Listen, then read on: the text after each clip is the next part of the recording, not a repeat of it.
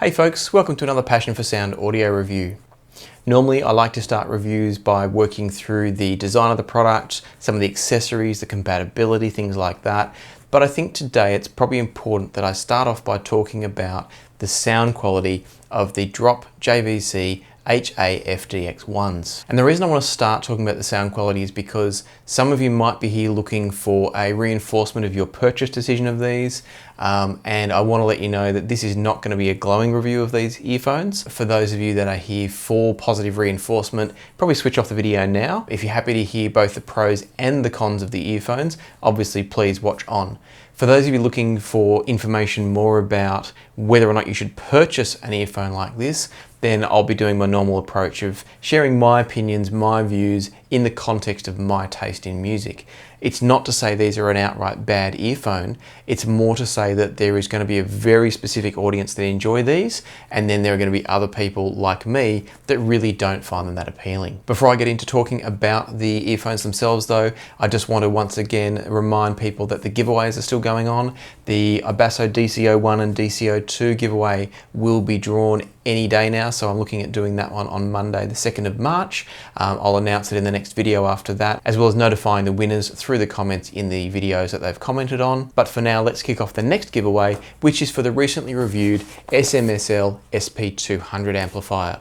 If you want to win this one, really simple. You need to be a subscriber, so make sure to hit that subscribe button if you haven't already, and leave a comment down below, anything you like, telling me something about a product you'd like me to review if I can. Tell me about why you'd like to win the SP200, anything you like. It just needs to be a comment on the video that is of some relevance in some way to the channel. Once again, patrons get extra benefits, extra entries into those draws. So if you're interested in supporting the channel, it's greatly appreciated by me. So thank you first and foremost to our current patrons. But for anyone that's on the fence, if you're keen to win more giveaways, do think about jumping through the link below. Take a look at the Patreon page and see if you'd like to support as well. Now with all that out of the way, let's jump into the review.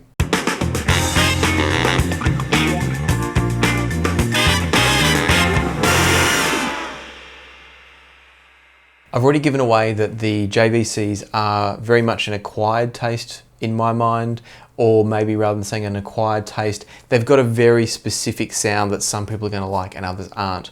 I won't go into a lot more detail about the sound quality just yet. I'm going to do my normal format of review and then I'll touch on the sound quality at the end. So let's start by talking about what you get. The Drop JVC HA-FDX1s, from now forward I'm just going to call them the FDX1s. These are a collaboration between JVC and Drop, or Mass Drop as some people still know it, and they're built around JVC's own existing model, but with some modifications added to them. And that's because these have a tuning nozzle arrangement that allows you to swap out different nozzles with different levels of damping applied to change the sound to your tastes. So what you get when you receive these, they come in this really basic packaging. It's just plain old cardboard. There's nothing special in there. You do get a manual explaining a little bit about what's in the packet, including the filters and how to change them. You get this nice little leather carry case, the earphones themselves, of course, the cable itself, of course, and this little tab of earpieces, and the filters that you can see down here. But essentially what they are is there's a total of 3 pairs of tips. The first level has no damping at all in the tube. The second level has a little bit of cotton wool-like substance around the edges, and the third level has more damping again. So in each case, it's going to pull back, the more damping you have, it's going to pull back some of the treble from these earphones. In addition to that, one thing I really do like about these is you're getting multiple pairs of JVC spiral dot tips. Now these are a fantastic tip. I rate them a little step behind the Spin Fits, but I do really like them. They're a nice soft silicone, they mold nicely to the ear, and the theory behind the spiral dot is that they've got little indentations inside the actual tube of the ear tip, and that's meant to help reduce any turbulence and therefore any distortion in the sound as it leaves the earphone and it enters into your ear canal. Whether or not that works is not really the topic of this video, so for now I'm just going to comment on the fact that I like that these include a quality earphone tip. Whether or not the spiral dots make a difference to the actual sound, I'm going to leave that for another discussion another time.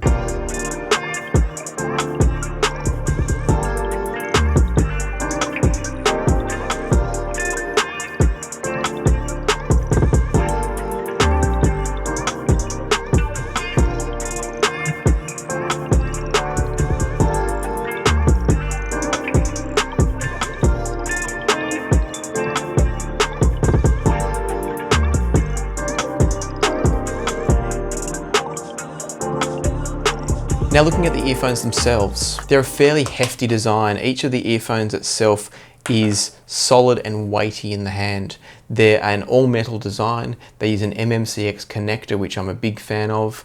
They've also got this really interesting feature where you can actually twist the entire front face of the earphone in a full 360-degree rotation. And what that means is that you can wear these as a cable down earphone, like so, or you can turn it over and rotate the tip to make it an over-ear earphone.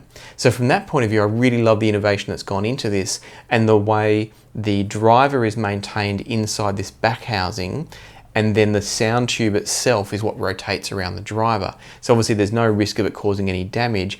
All you're doing is adjusting the angle of the port that comes off the front of the driver and fires the sound into your ear. They're a single dynamic driver earphone, so that obviously makes it easier to do some of this rotation design. And it seems to be a very high quality driver that delivers excellent general sound quality in terms of the characteristics of speed and the decay, and the resolution of it is excellent. It's the tuning that I have an issue with, as I'll talk about a bit later. Now at the front of each of these, if I take off the tip here, you'll see there's the nozzle here, and there's a little latch here that you can pull down with a fingernail, twist the nozzle and pull it out.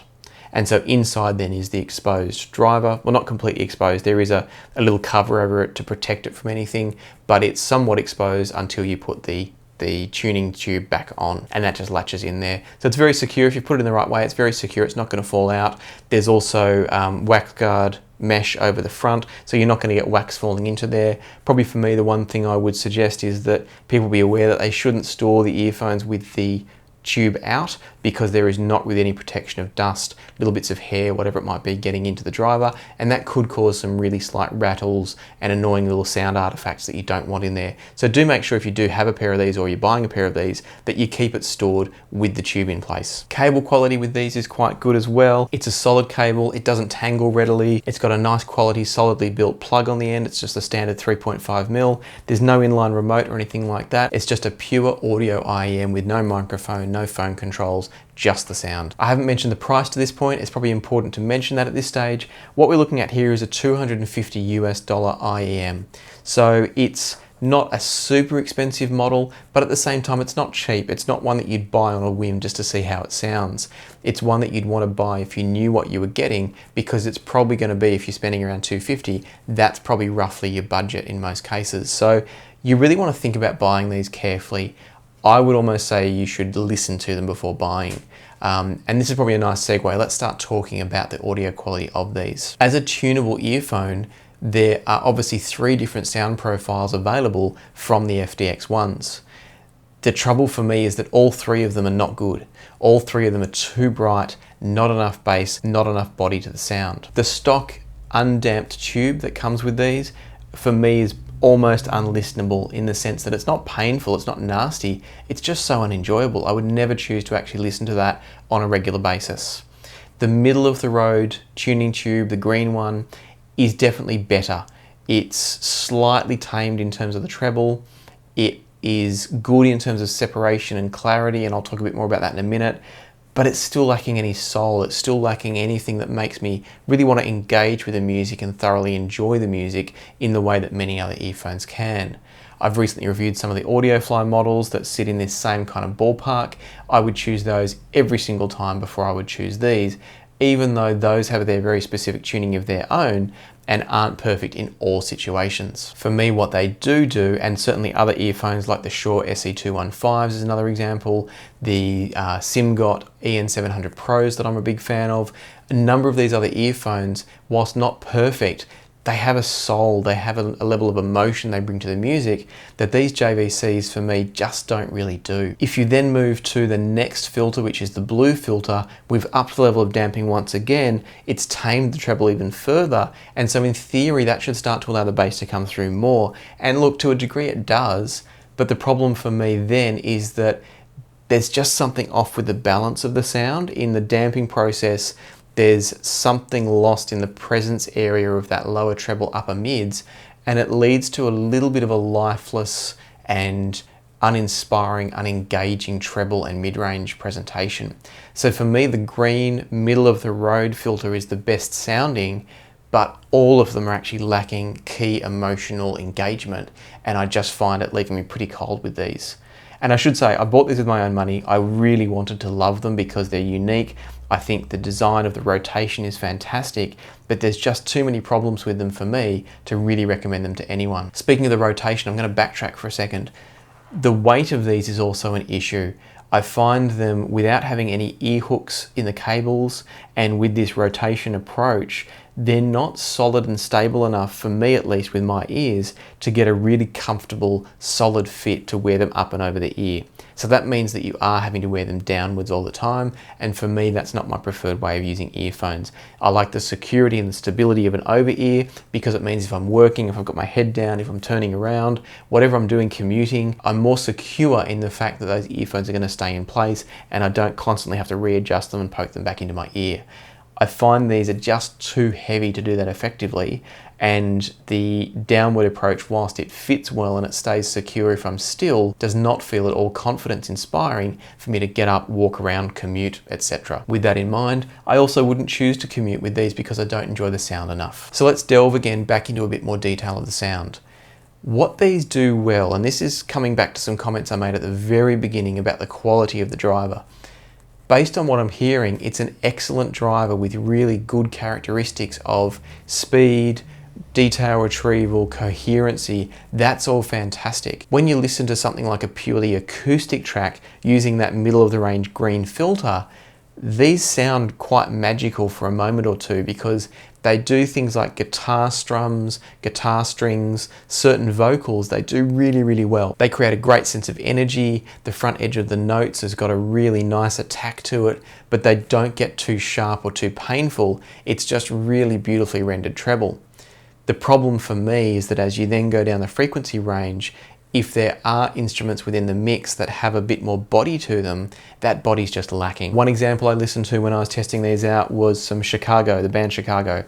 And obviously there you've got a band with plenty of horns, you've got synthesizers, you've got bass, you've got guitar, you've got drums, and none of the music really had any groove at all when I was listening to it through the JVCs.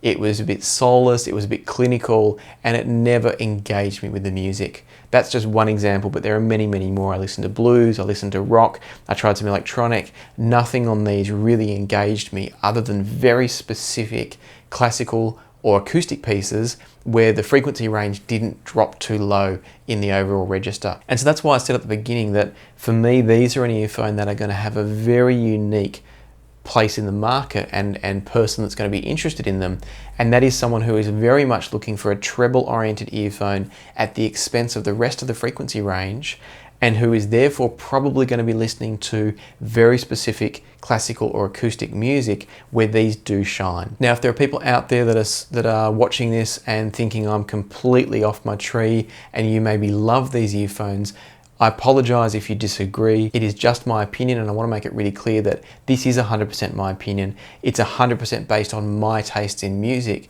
And so if you watch any of my other reviews and you're finding that you don't agree with my opinions on those, it might be a good sign that you will like these. I can only speak to what I enjoy, what I've experienced, and how I've perceived these with my hearing, my ears, and my taste in music. So it may be that there are people out there that actually find these to be the greatest earphone they've ever listened to, and that's fantastic because there are some great characteristics within that driver. But I just think if you've got similar tastes to me, if you've listened to other videos of mine and you relate to what I've said about other earphones or headphones, these are probably not going to be to your liking if you've got similar tastes to me. So with that in mind, I'm not really going to recommend them. I'm going to suggest that you think very carefully about buying these if you're in the market for headphones. Make sure that this very treble oriented signature is right for you before you pull the trigger on something like this. For the price, they're beautifully built. The driver is clearly high quality. They've got some nice unique features and functions to them with this swiveling nozzle design, but it's a really careful decision I think you need to make if you're considering buying the FDX ones. I hope you found this review useful. As always, if you have, please hit the like button, leave a comment below if you've got anything to share about your experience with these earphones, and don't forget about the giveaway, the SMSL SP200 amplifier. I'll be giving that away towards the end of March, so probably in the last week of March or so I'll do the draw for that one. So make sure you comment on this video or any other videos prior to then to get yourself in the draw, and you do need to be a subscriber for that, so hit that subscribe button as well. As always, thanks for watching, happy listening, and I'll see you next time here on Passion for Sound.